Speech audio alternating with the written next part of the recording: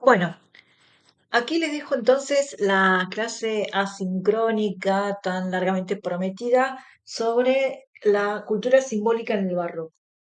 O sea, no es una clase puntualmente de emblemática, aunque tiene parte de sus contenidos, sino en un enfoque más general sobre la cultura simbólica en el barroco. Bueno, deberíamos empezar por plantearnos qué es lo que llamamos, hacer una síntesis, digamos, de qué es lo que podríamos llamar cultura simbólica en el Renacimiento y en el Barroco. Eh, Pensar en el universo simbólico, o sea, recuperar el universo simbólico, nos ayuda a entender, bueno, también recuperar un poco más los modos de pensamiento y representación propios del barroco.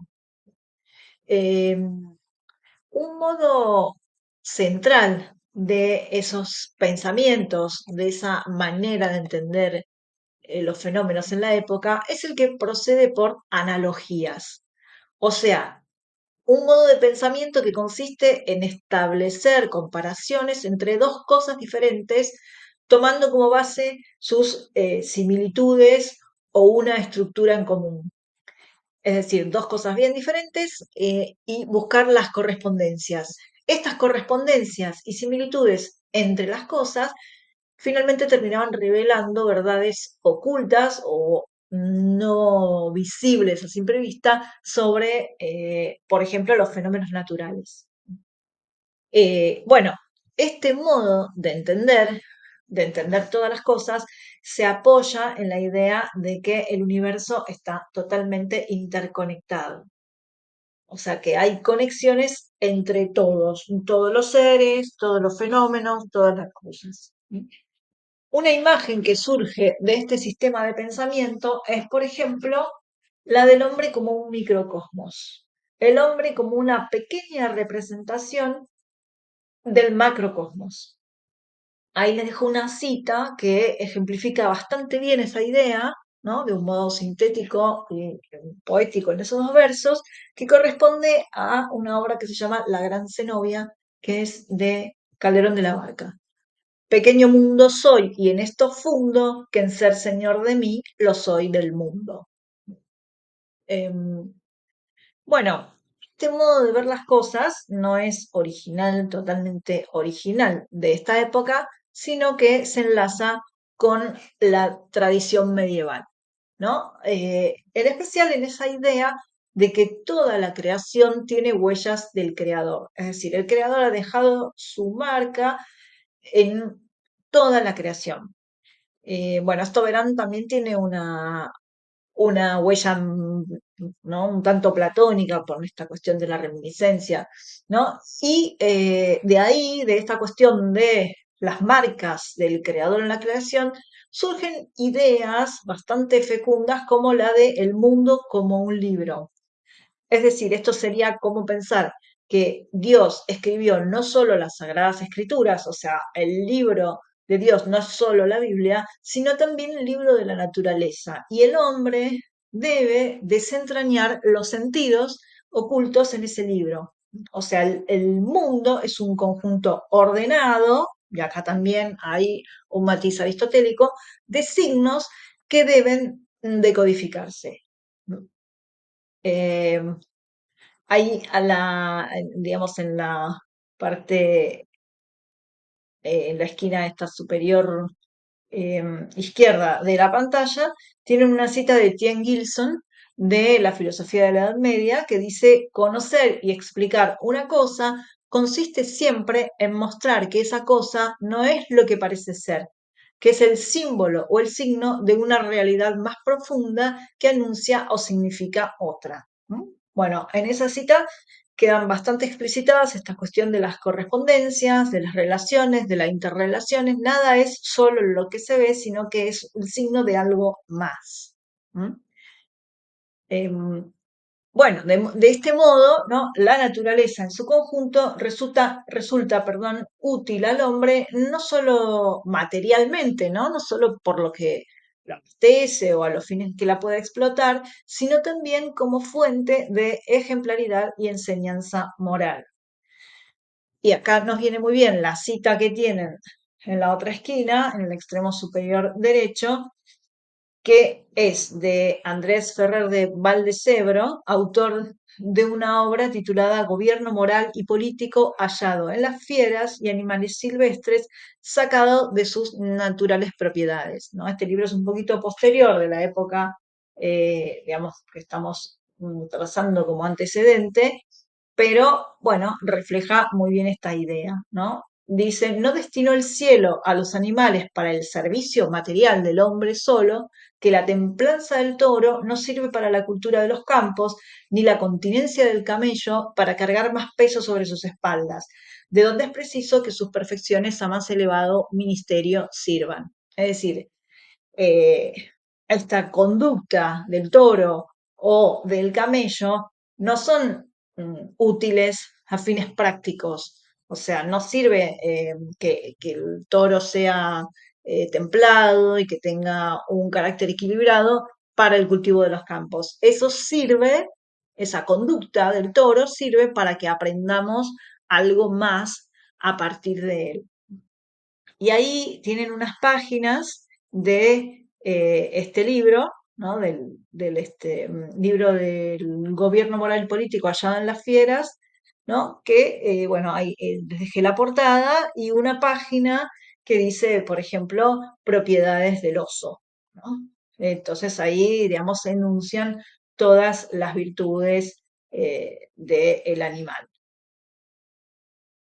Bueno, es decir que según esta idea, en cierta forma, el mundo es como un enigma construido por metáforas y jeroglíficos que el hombre debe intentar resolver o servirse de ellos para comprender mejor lo que lo rodea y a partir de ahí comprender mejor su situación vital, ¿no? O sea, todo esto le devuelve explicaciones sobre sí mismo, ¿no?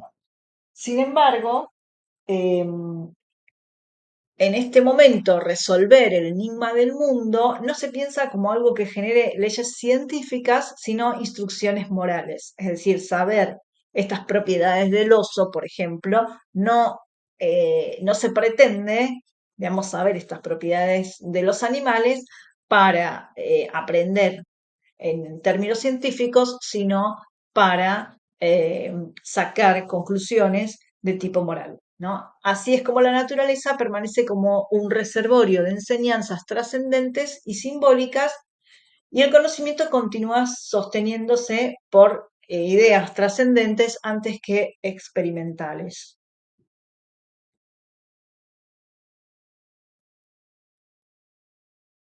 Bien, esto nos lleva entonces a el género emblemático. Em, bien, pensemos en función de esto que venimos diciendo hasta ahora, qué papel puede jugar la imagen en una época que piensa de esta manera, ¿no? En una época que se arma en función de este sistema de pensamiento. Naturalmente es una cultura que le da una importancia muy destacada a lo visual, ¿no? Y lo visual, la imagen, termina siendo un vehículo de transmisión eficiente para sentidos complejos, ¿no? Se apela justamente a las capacidades de la imagen para fijar estos conocimientos complejos, estos sentidos complejos, de un modo más inmediato. Esto obviamente no es una novedad de la época, sino que esa capacidad de la imagen se venía explotando desde antes, por ejemplo, en el occidente cristiano con el uso de alegorías.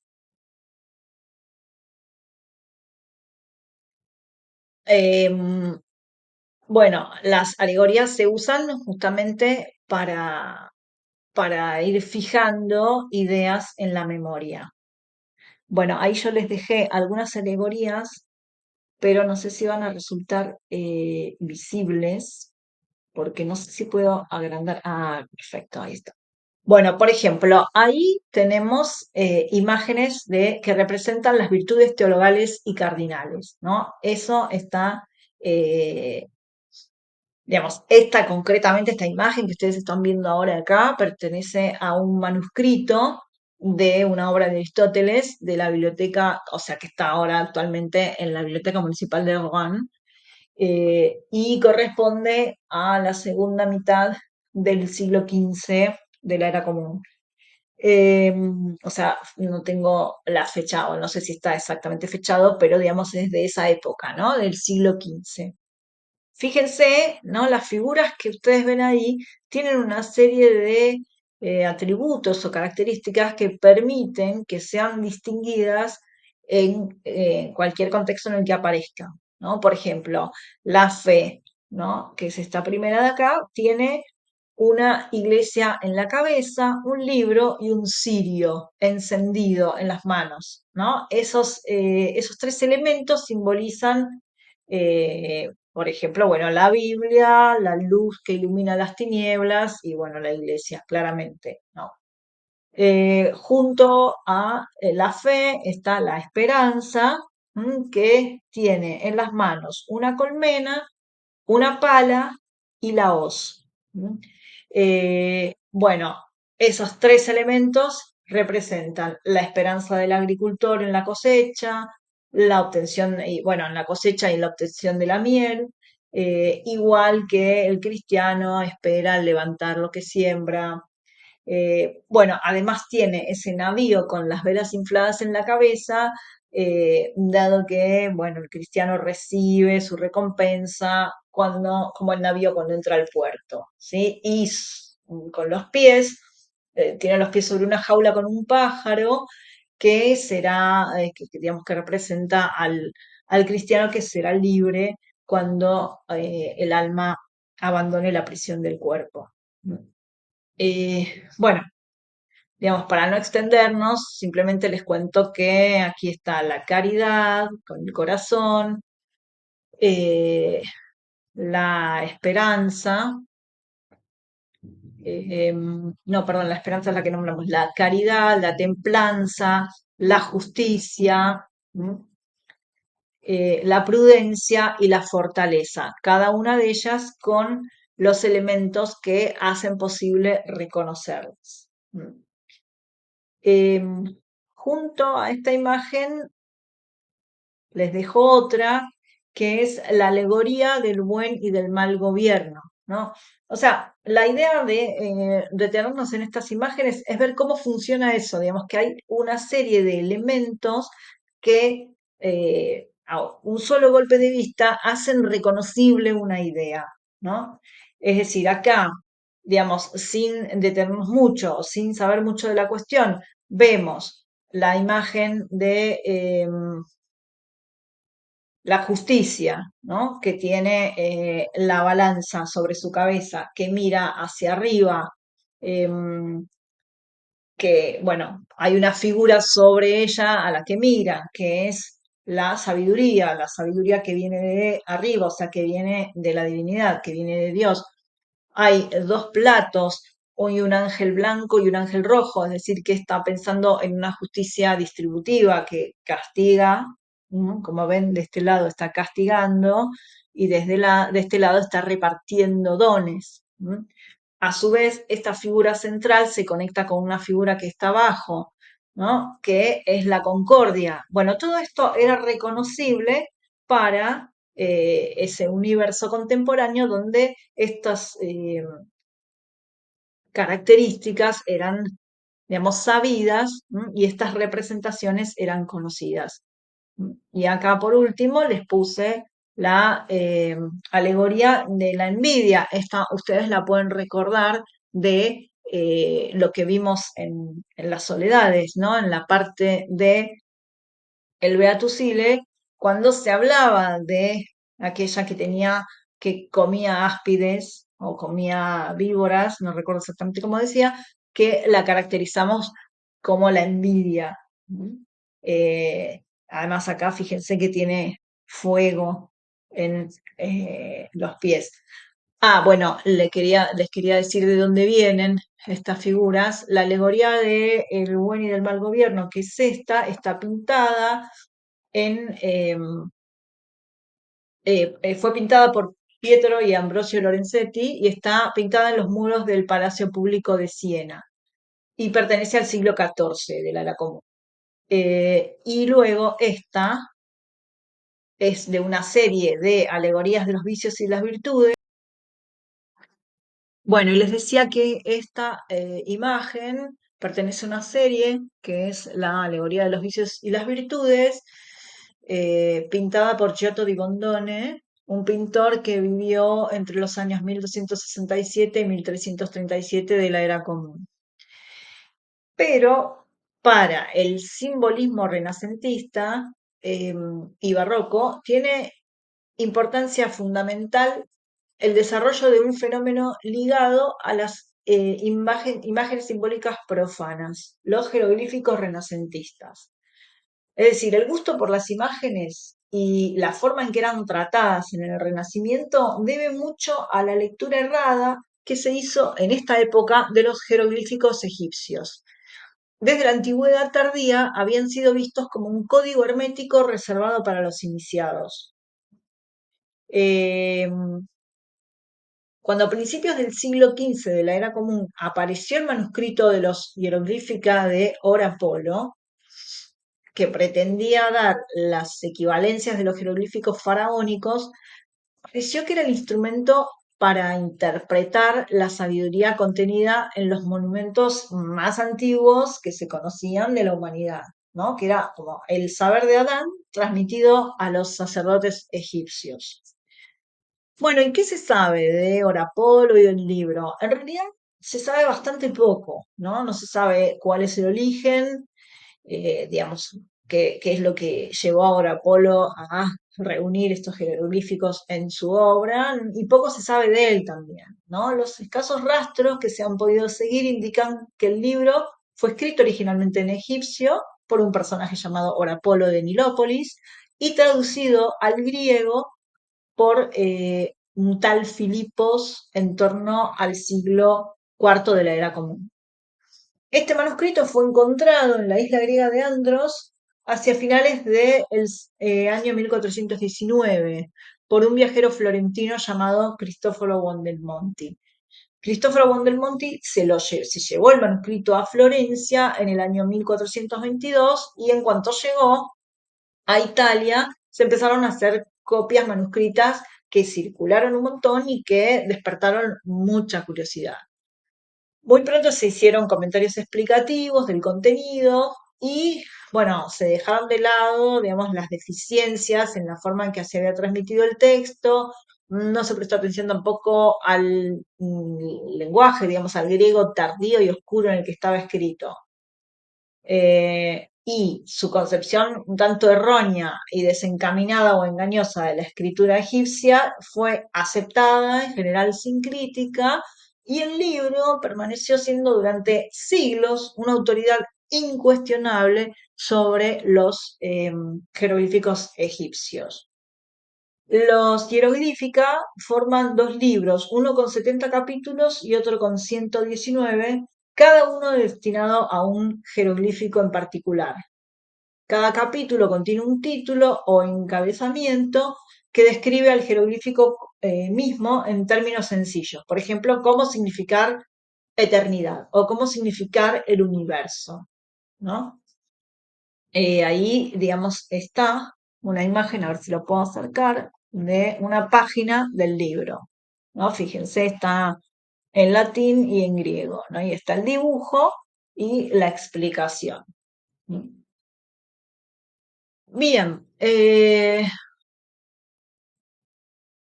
fascinación entre artistas y hombres de letras por los símbolos que se creían jeroglíficos egipcios y por lo tanto estaban vinculados a un conocimiento antiguo, primitivo y sagrado, fue aprovechada por el erudito veneciano Francesco Colonna, que vivió entre los años 1433 y 1527 de la era común, célebre por una pieza de fantasía literaria escrita hacia mediados del siglo XV, titulada El sueño de Polífilo, que vamos a ver, conocida en España por ese nombre. En realidad el título es Hipnerotomaquia Polífili, que significa la lucha en sueños de Polífilo, Polífilo también entendido como el que ama a Polia, que en este escrito alegórico parece representar justamente la sabiduría de la antigüedad.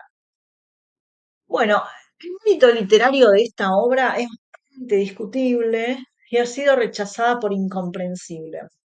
En efecto, es un texto bastante extenso en el que se describen las visiones de un protagonista durante un viaje alegórico que sucede durante una noche de sueño perturbado por la locura amorosa.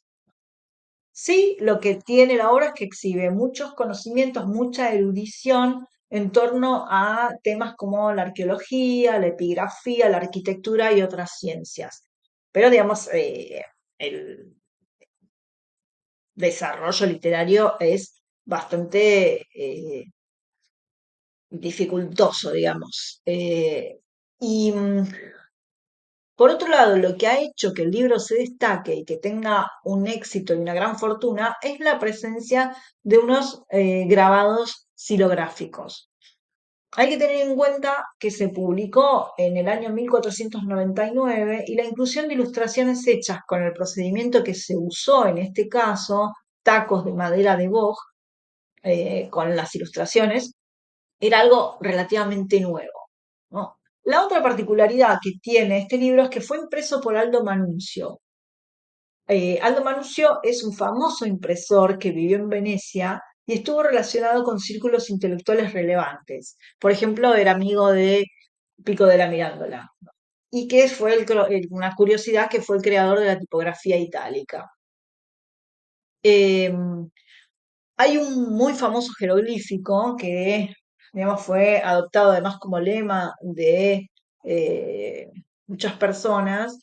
Se testimonia por primera vez en esta obra, en El sueño de Polífilo, y aparece en el capítulo 7 donde Polífilo, tras vagar por una región subterránea, llega a una especie de locus amoenus y ahí encuentra un puente donde, según cuenta el protagonista, en otra parte vi este elegante relieve, un círculo y un ancla sobre cuya caña se enroscaba un delfín, y estos los interpreté así perfectamente. Semper festina tarde, que quiere decir apresúrate siempre despacio. Esa frase proviene de Aulo Gelio y Suetonio, es decir, aparece en libros, en las obras de Aulo Gelio y Suetonio. Eh, digamos, ¿por qué destacamos esto? Ahí está como descrito lo que el personaje ve grabado, ¿no? En un puente, ¿no? El círculo que dice que ve, ¿no? Representa al Uroboros, la serpiente que se muerde la cola y es jeroglífico, según Orapolo, de la eternidad. Por lo tanto, eso significa semper. El delfín es símbolo de la ligereza y significa festina, que es apresúrate, ¿no? Y por fin el ancla, que detiene y afirma las naves, representa el significado de tarde, ¿no? Entonces, bueno, ahí es donde tienen el funcionamiento de esto, digamos, en la obra se describe la conjunción de estas tres cosas, el significado trascendente de cada una, que produce en ese sentido global, ¿no? Siempre apresúrate despacio. Acá tienen dos páginas, a ver si las puedo acercar, sí, de El sueño de Polífilo. Bueno, para ver, digamos, que estos grabados están en todas las páginas, digamos, es como articulados prácticamente con el mismo peso que el texto. ¿M? Y uno de esos grabados es, como les decía, la imagen, ¿no? Aquí, del delfín con el ancla. Y acá está, bueno, el círculo, que representaría al Uroboros. Ay, perdón, que se me fue. Y así, bueno, utilizado como lema, este jeroglífico. Eh, bueno, por ejemplo, Aldo Manuzio lo adoptó como firma de su imprenta, ¿no? Justamente eso que están viendo ustedes ahí es, como decirles, el colofón de un libro de la imprenta de Aldo Manuzio y, si no me equivoco, es El sueño de Polífilo. Bien, bueno, en este contexto de pensamiento, digamos, se desarrolla un género nuevo que se basa en el poder transmisor de la imagen y la fijación que permite el texto, o sea, de la articulación de esos dos componentes, ¿no? La imagen con los sentidos que dispara y la fijación apoyada sobre el texto. Bueno, este género es la emblemática, un género que tuvo mucha influencia como modo de representación en todos los discursos simbólicos de la época. Y hablar de la emblemática implica necesariamente hablar de la obra de Andrea Alciato, ¿no?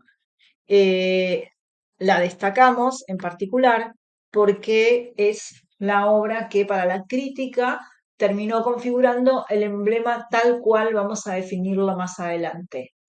Además fue una obra muy exitosa, fue objeto de numerosas ediciones y traducciones y fue muy, muy consultada. Andrea Alciato, ahí lo tienen al costadito, vivió entre los años, uy, ahí estoy viendo que hay un error, entre los años 1492, se me cruzaron los números, y 1550. Bueno, no puedo enmendar ese error ahora porque tendría que grabar todo de nuevo, pero que quede claro eso, ¿no? 1492 y 1550. Bueno, fue un jurisconsulto muy importante, autor de otras obras, no solo del Emblematum Liber, la mayoría de ellas relacionadas con las leyes, ¿no? Era un intelectual muy destacado que estaba muy en contacto con el mundo culto, digamos, letrado de su época. Pero antes de hablar de el libro Emblematum Liber, nos vamos a referir un poquito a la antología griega, porque Alciato en realidad armó una colección de epigramas en latín, la mayoría traducciones de una enorme colección de epigramas antiguos que se conocía como la antología griega. La antología griega era una recopilación de epigramas griegos, canciones, epitafios y ejercicios retóricos que reunía textos de los siglos, entre los siglos 7 de la era común hasta el año 1000 más o menos. Y que llegó a nosotros a través de dos colecciones principales. La antología Planudea, que se llama así porque fue compilada por Máximo Planudes en el siglo XIV, y la antología Palatina, que contiene unos 1200 epigramas que no están en la Planudea y tiene unos 400, o sea, la Planudea tiene unos 400 epigramas que no están en la Palatina. Era un instrumento muy utilizado por los pedagogos humanistas para enseñar lengua a sus estudiantes. O sea, de hecho, así surgió porque, bueno, los eruditos que estaban exiliados, o sea, los eruditos que se exiliaron huyendo a Italia luego de la toma de Constantinopla por los turcos, fueron muy bien recibidos por los nobles que querían que sus hijos estudiaran griego. Estos intelectuales también desempeñaron labores docentes en universidades, de modo que en el origen de estas colecciones hay una vocación pedagógica. Entonces, tenemos poemas breves en los que se describe algo específico de tal modo que adquiere un significado adicional. Se cree que con la intención de hacer un regalo, Alciato reunió en un cuaderno 99 epigramas en latín a los que les había puesto un titulito o lema. Acá igual, digamos, lo que tienen es una página de la antología palatina.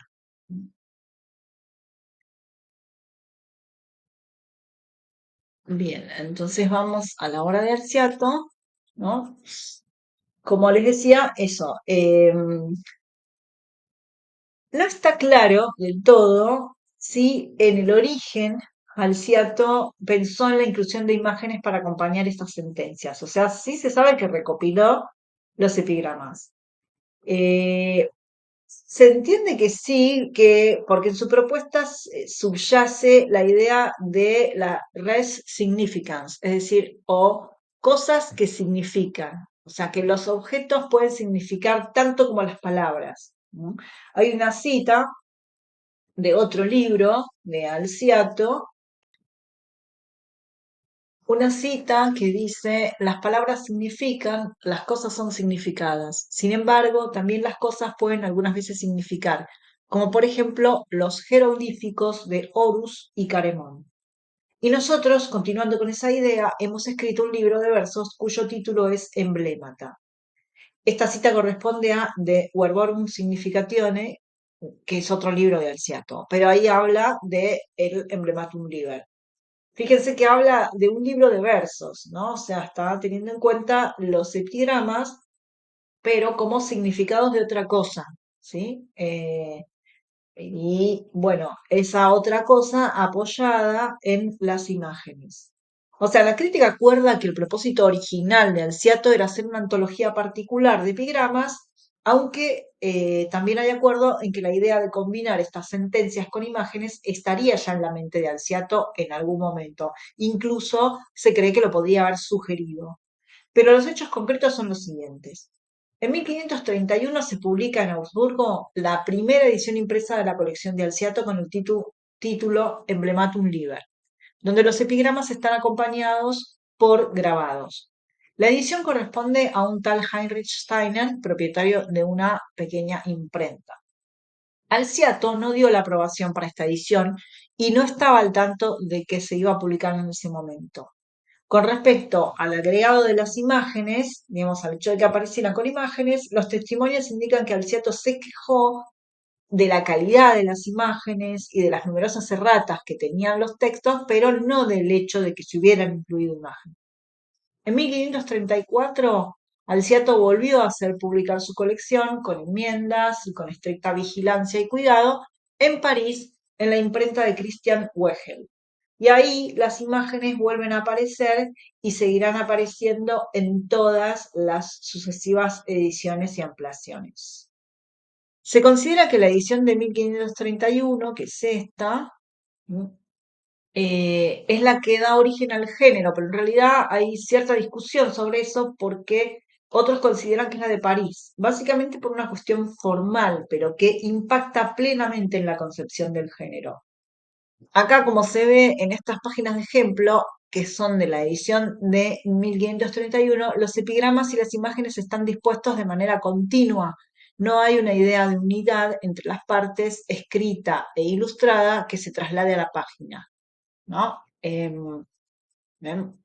Está la ilustración, el texto, la ilustración, el texto, el título, pero todos de manera continua, sin que se conciba, se pueda ver desde lo visual que cada una de estas es una unidad. En cambio, la edición de 1534 se organiza mediante el principio de un emblema por página, de manera que la unidad de sus partes se manifiesta visualmente. Y ahí nace el llamado emblema triplex. El éxito de esta colección fue enorme y se expresó en numerosas ediciones y traducciones en toda Europa. Pero además otros autores probaron de hacer sus propias colecciones.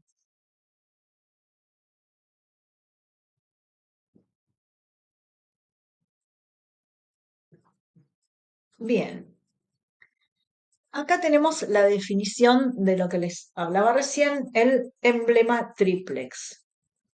Bueno, la definición, ahí tenemos una tomada de Fernando Rodríguez de la Flor, que dice que es un artefacto logoicónico en el cual una imagen simbólica y una variedad de textos establecen conexiones de profunda interrelación. Es decir, es un conjunto que busca producir un mensaje a partir de la conjunción justamente de sus tres componentes. Plantea una dinámica de relación de explicitación e interpretación entre imagen y texto que pone el acento no tanto en la originalidad del concepto, sino en la novedad de la forma de persuadir al público para internalizar la idea que el emblema propone. Es decir, esto lo vamos a seguir trabajando en lo que queda de esta clase asincrónica, pero la idea no es que, o sea, lo que ustedes van a ver es que son todos muy parecidos, todos apuntan a lo mismo, pero lo que tienen de particular es justamente la novedad entre el de la relación entre la imagen y el texto y digamos, la idea que propone transmitir el emblema, bueno, cómo se expresa a través de una relación que resulta novedosa entre sus partes, ¿no? Las partes, las tres partes, ¿no? Por eso se llama emblema triplex, son la inscriptio, lema o mote, la pictura, figura o imagen y la subscriptio, epigrama o versos. Vamos a acercar acá para que puedan ver mejor. O sea, las podemos llamar en latín inscriptio, pictura o subscriptio, pero también podemos hablar del mote, la figura y el epigrama, ¿sí? La inscriptio en general introduce la imagen y suele sintetizar ingeniosamente el sentido de lo que se va a ver representado. Es una frase breve y sentenciosa, a veces tomada de la tradición literaria, otras de refranes populares o sentencias cultas. Otras veces es solo un título que pone nombre e individualiza las imágenes de la pintura, por ejemplo, imbuidia o algo así. En las colecciones de emblemas en lengua vernácula es común usar aquí el latín o una lengua distinta de la del autor. La pictura es la imagen simbólica que puede presentar un solo objeto o varios, mostrar una conjunción extraña de seres o representar algún episodio narrativo de la mitología, de la tradición fabulística o de la historia, que puede ser enigmática o totalmente familiar. El presupuesto general es que la cosa representada significa más allá de su materialidad.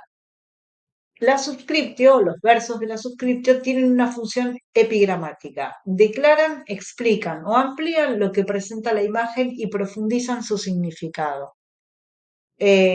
Su extensión, forma poética y calidad literaria son variables, ¿no? En la emblemática española suelen usarse octavas y sonetos, aunque hay autores que han apelado a formas más apegadas a la tradición hispánica, ¿no? Por ejemplo, bueno, versos más breves. Y el tono en general es admonitorio o moralizante. Bueno, estas tres partes deben elucidarse unas a otras. O sea, la imagen no es una ilustración del texto, ni el texto es una explicación directa de la imagen. Eh, el propósito es que la idea que está detrás se esclarezca mediante el conjunto, ¿no? O sea, que las tres partes contribuyan a esclarecer la idea que está detrás del conjunto. ¿Mm? Es decir, que son tres partes interconectadas que se van describiendo e interpretando mutuamente. Los motivos de los emblemas pertenecen a toda la tradición cultural, no se pueden sacar de cualquier lado. Hay que tener en cuenta que los sentidos que se les dan a los seres o a los objetos representados no son arbitrarios, por más que un mismo ser pueda usarse en diferentes emblemas para representar cosas diferentes. Porque, como decíamos al principio, los seres y motivos se usan pensando en determinadas cualidades que pueden ser buenas o malas según el punto de vista del cual se miren. Ahora vamos a recorrer, por ejemplo, eh, los distintos sentidos, las distintas significaciones que dispara la figura del león. Bueno, básicamente tienen una función didáctica. Todo emblema, en su unidad formada por partes diversas, pretende transmitir un concepto que puede referirse a prácticamente todos los órdenes de la vida humana. La ética, la política, el amor, la religión. El lector, al dar con el eje de sentido donde las tres partes coincidan, va a encontrar el concepto que el autor ha querido transmitirle. Así es el funcionamiento ideal del mecanismo emblemático. O sea, el contenido de los emblemas no suele ser novedoso, es más bien algo conocido y hasta bastante trillado, pero justamente con sus nuevos modos expresivos, el emblema busca despertar el interés del lector para persuadirlo de forma más eficaz. Eh, bueno, digamos, ¿para qué nos pueden servir? Quizá esta es la gran pregunta. Em, Además de un género en sí mismo, la emblemática se convierte en un modo de pensamiento y una estructura de transmisión. Su influencia alcanza a todos los géneros artísticos y aparece, se cuela en todas las prácticas culturales de la época. Se difunde en todo tipo de soportes. Hay colecciones de impresos que estuvimos viendo, decoración arquitectónica, algo parecido a lo que veíamos funcionando ahí en el libro de Polífilo, o sea, como si nos encontráramos nosotros esa, digamos, una imagen grabada con su texto y su título. Tiene lugar destacado en la oratoria como emblemática verbal, usada por ejemplo, los predicadores, y por supuesto que lo que más importa en nuestro caso, reúne condiciones para su uso en la literatura. O sea, resulta muy adecuada la literatura emblemática para funcionar como metáfora condensada y dar a entender mucho con una gran economía de recursos. Eh, bueno, por supuesto que plantear los emblemas como fuente de una imagen literaria es algo limitado y puede ser errado, porque en primer lugar, porque como decíamos, los emblemas no pretenden ser originales, sacan sus ideas de la tradición mitológica, de la poética, de la historia sagrada, la profana, de los saberes naturales y científicos, o sea, constituyen un perdón, un conjunto de conocimientos reales o ficticios compartidos por la cultura occidental para transmitir una idea conocida de forma más apelativa o eficiente, ¿no? Una cita, por ejemplo, de Juan de Orozco y Covarrubias, que es autor de un libro de emblemas morales, dice, para emblema no importa sea propia o sea ajena, porque no se mira sino a lo que enseña. ¿Mm? Entonces, agotar el trabajo en la identificación de la presencia de un emblema en un texto literario no tiene mucho sentido porque pueden haberse basado en una fuente común, es decir, el texto literario puede haber estado aludiendo a una historia mitológica que a su vez está representada en un emblema, ¿no? Eh, en realidad, para los que más nos pueden servir es para percibir con mayor profundidad los sentidos que los contemporáneos asociaban a determinados seres y objetos o con qué imágenes se representaban ciertas ideas complejas. O sea, son como un enorme reservorio de todo lo que los hombres letrados de la época sabían de la naturaleza, la historia y la mitología. Y nos ayudan a ver de qué manera eran interpretados y utilizados esos sentidos por los autores y lectores contemporáneos. ¿Mm? Por ejemplo, acá lo que les voy a mostrar es una selección de emblemas que tienen, digamos, como protagonista al león, ¿no? Entonces, acá lo tenemos representando la ira, ¿no? Eh, a ver, esta es de los emblemas de Alciato, ¿no? Esta primera. Luego, acá representa a Felipe IV, ¿no? Y aparece en un libro que es Descripción de las honras que se hicieron a la católica majestad de Felipe IV, rey, de Pedro Rodríguez de Monforte. Luego lo tenemos, bueno, acá por el león se representa la imagen del monarca Felipe IV, entre cuyas virtudes destacaron la mansedumbre, aderezada de grandes dosis de fortaleza, cualidades ambas extraídas de la conducta del fiero alemán. Luego, las emblemas moralizadas de Hernando de Soto, que lo tenemos acá. ¿Mm?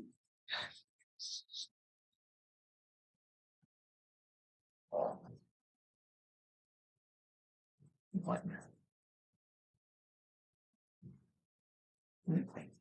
em, la fortaleza y la razón, ¿no? O sea, la fortaleza aumentada por la razón.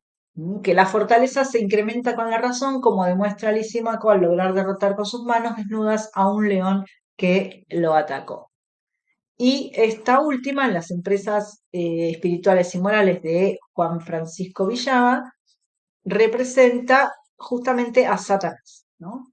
Igual que el gallo que logra espantar al mismísimo león cantando mientras golpea su pecho con las alas, así el hombre vigilante debe orar y afligirse mediante la penitencia para hacer huir a Satanás, que es el enemigo común, ¿no? Bueno, y ahí abajo está el epigrama, eh, digamos, con esa sentencia, ¿no? Bueno, acá les dejo digamos, un pequeño listadito de otros autores muy conocidos de libros de emblemas, porque hemos hablado prácticamente de Alciato solamente, pero bueno, digamos, estos son autores españoles, ¿no? Eh, Diego López es el que hizo la traducción, Declaración de los Emblemas del Ciato, y después, como ven, hay algunas de las compilaciones que están más orientadas, ¿no? Emblemas morales, idea de un príncipe político cristiano, empresas espirituales y morales, digamos, ya sabemos que las sentencias van a ir todas en ese sentido, ¿no? Tratando de extraer, digamos, conocimientos, reflexiones que apunten a lo moral. Em, Bueno, y por último, lo que quería mostrarles, no sé si lo voy a lograr, son algunos de los recursos en línea que hay para buscar emblemas. Esta página, bueno, quería ver si se activaba el link, pero no se activa. Em, bueno, esta es exclusivamente de Alciato. Está como muy bien sistematizada. Ustedes pueden encontrar ahí, eh, digamos, los emblemas de todas las ediciones de Alciato. Las pueden buscar, por ejemplo, por palabra, pueden buscar por imagen. Tienen los campos muy desagregados, pueden buscar por ediciones. Las imágenes están por separado y escaneadas en buena resolución si las tienen que usar para ilustrar algo o las quieren para verlas más de cerca. Y lo mismo sucede con esta otra, solo que esta es de una biblioteca digital de emblemas españoles, ¿no? Entonces ahí tienen no solamente los de la traducción de Alciato, sino muchos otros de los algunos de los que les compartí. Y también los motores de búsqueda están muy diversificados, así que pueden entrar por con diferentes criterios tienen las páginas escaneadas como para verlos, digamos, las páginas como son, pero también para extraer las imágenes.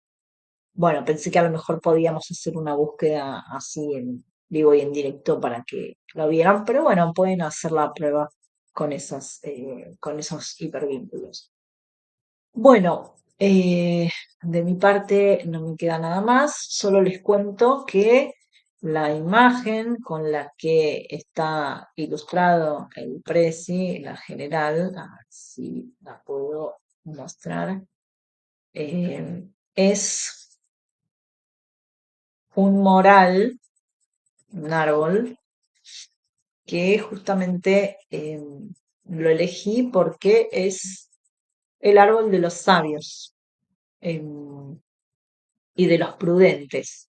Sabios y prudentes porque da frutos tardíos, ¿no? Es decir, el sentido asociado a este árbol es eh, ahí está, que se relaciona con la sabiduría y la prudencia porque sus frutos demoran, ¿no? O sea que son frutos pensados, razonados. Bueno, un poco para acompañarlos en este camino un poco arduo y esquivo de la cultura simbólica. Bueno.